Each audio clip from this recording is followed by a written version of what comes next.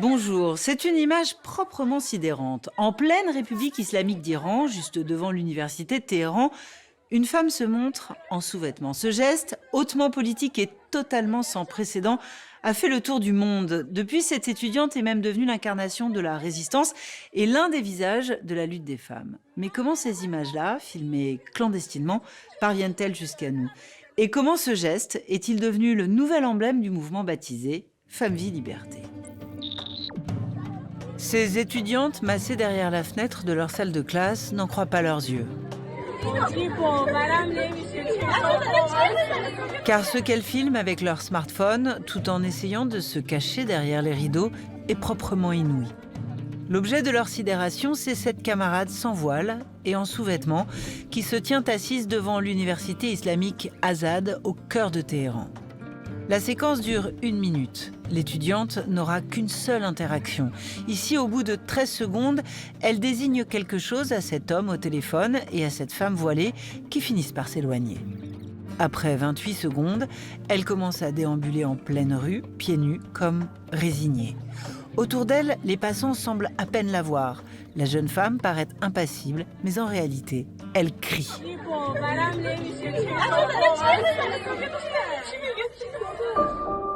Toutefois, personne n'ose ouvrir la fenêtre. Son cri restera muet. Nous sommes le 2 novembre 2024. À 10h45, c'est un syndicat étudiant, Amir Kabir, qui le premier relaie l'information sur X sans image. Il évoque une étudiante agressée sexuellement qui s'est déshabillée. À 12h56, une première image floutée est divulguée, suivie de la vidéo tout entière et non floutée cette fois-ci. La séquence et les motivations de l'étudiante sont instantanément relayées par des médias iraniens basés à l'étranger. Un milicien, posté à l'entrée de l'établissement, aurait malmené la jeune femme et déchiré ses vêtements. Son tort, elle ne portait pas convenablement son voile. Et elle se serait donc déshabillée pour protester. Son identité est révélée dans la soirée. Elle s'appelle Aoud Ariahi. Elle a 30 ans, elle est étudiante en langue française et mère de 2 enfants. Cette impensable image de résistante enflamme les réseaux sociaux du monde entier et sa silhouette devient une icône. Aïda Tavakoli est la cofondatrice du syndicat étudiant We Are Iranian Students, qui collabore depuis Paris avec le syndicat Amir Kabir. Elle revient sur la captation clandestine de ces images. Ces jeunes femmes savent qu'il faut filmer en cachette cet événement, pour la simple et bonne raison que les forces de répression, quand ils arrêtent les étudiants de manière complètement aléatoire, ils fouillent les téléphones portables et vérifient s'il y a des vidéos typiquement comme celle de Aoud Ariahi. Ensuite, elles envoient ça à des canaux qui sont des canaux de syndicats étudiants, notamment l'un d'entre eux, le canal de Amir Kabir, qui a eu un rôle majeur dans l'organisation des contestations de 2009, la contestation de la réélection frauduleuse de l'ancien président Ahmadinejad. Et donc Amir Kabir jouit de cette crédibilité. C'est pour cela qu'elle est souvent la réceptrice des premières images de ce type d'événement. Ce 2 novembre 2024, à 17h40, le syndicat Amir Kabir publie une seconde vidéo sur ses réseaux sociaux. Elle a été filmée quelques instants après la première depuis la même salle de classe. On y voit Aoud Ariahi se diriger vers le parking du campus avant d'être embarqué manu militari par des membres de la sécurité de l'université. Selon Amnesty Iran, l'étudiante aurait été frappée et agressée sexuellement pendant son arrestation. Elle est internée le soir même dans un hôpital psychiatrique de Téhéran. Cette arrestation brutale et l'absence de nouvelles ont suscité une mobilisation internationale, ainsi qu'une vague de manifestations, notamment en Europe.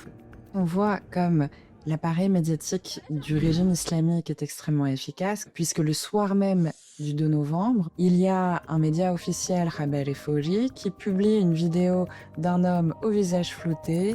Cet homme qui dit être son mari atteste du fait que sa femme est folle, en récitant presque le script qui a été donné par le régime islamique.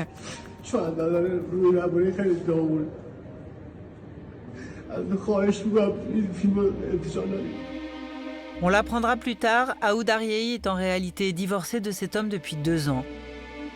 Le 19 novembre, soit 17 jours après son arrestation, le porte-parole du pouvoir judiciaire iranien annonce la libération de la jeune femme. Diagnostiquée malade, elle est néanmoins tenue à une obligation de soins dans un hôpital psychiatrique. D'après les observateurs, c'est à la pression de l'opinion internationale que l'étudiante doit de ne pas être restée en prison. Si les étudiants n'avaient pas eu ce courage en cachette, derrière leurs fenêtres, de filmer ce qui se passe, cette pauvre étudiante aurait pu être emprisonnée, torturée, mise à mort, sans que personne ne soit au courant de son sort. Ce geste très fort se distingue énormément des autres images de contestation qu'on a vues jusqu'ici, par le fait qu'il n'était pas prémédité. Et je pense qu'elle-même ne se rendait pas compte que ce simple acte de réappropriation de son corps, à quel point est-ce que ça allait créer cette image immense en Occident. Et en Iran, des étudiants ont rendu hommage à son courage en placardant des affiches jusque sur les murs de l'université de Téhéran. En septembre 2022, l'assassinat de Mahsa Amini, frappé à mort par la police des mœurs après avoir été arrêté pour port de vêtements inappropriés, avait embrasé la jeunesse iranienne et lancé le mouvement Femmes, Vie, Liberté. 2 ans plus tard, le geste radical d'Aoud Ariahi fait entrer la révolte dans une nouvelle dimension. Depuis le décès de Mahsa Amini, dans l'esprit des Iraniens, quelque chose a été rompu. Il y a le sentiment d'un point de non-retour.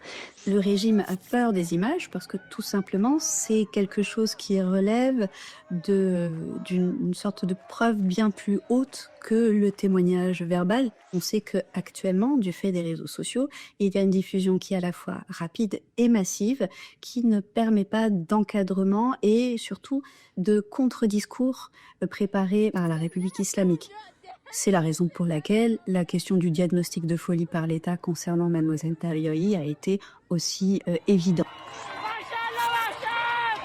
Ce que redoute le régime, la République islamique, ce sont les phénomènes de déferlante, c'est-à-dire le fait d'aller exhorter la population à suivre un mouvement qui pourrait faire perdre la face à la République islamique. Et donc, si on a des femmes qui exhortent à retirer le voile un certain jour de la semaine, à le porter au bout d'un bâton, et que cette chose a tendance à se visibiliser sur les réseaux sociaux, là oui, il y a effectivement de la répression qui peut être extrêmement sévère.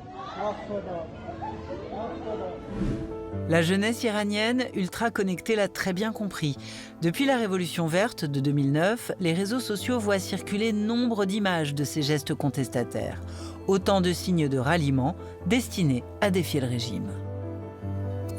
Les plus connus, c'est le hashtag Happy de Pharrell Williams. Ça avait été vraiment un geste politique de protestation que de se filmer en train de danser.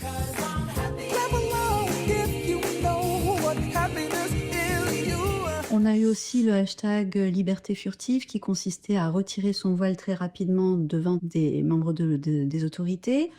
On a eu aussi, donc ça n'est pas que féminin, ce hashtag qui apportait son soutien à un jeune militant des libertés d'expression avec le hashtag Je suis Majid, où pour humilier ce garçon, les autorités l'ont laissé sortir, mais vêtu comme une femme, c'est-à-dire portant un tchador. Et bien loin de l'humilier, les réseaux sociaux se sont gonflés d'images d'hommes qui se prenaient en photo, eux aussi couverts d'un tchador, en soutien à Majid. On a aussi très régulièrement des vidéos de personnes qui giflent des religieux, des mollahs, et qui partent en courant. Et on a beaucoup plus tristement aussi des personnes qui commettaient le suicide devant les caméras. Jusqu'alors, la véritable arme, c'était le cheveu, parce qu'il y a dans cette partie du corps-là quelque chose de politique qui d'ailleurs dépasse même les frontières iraniennes.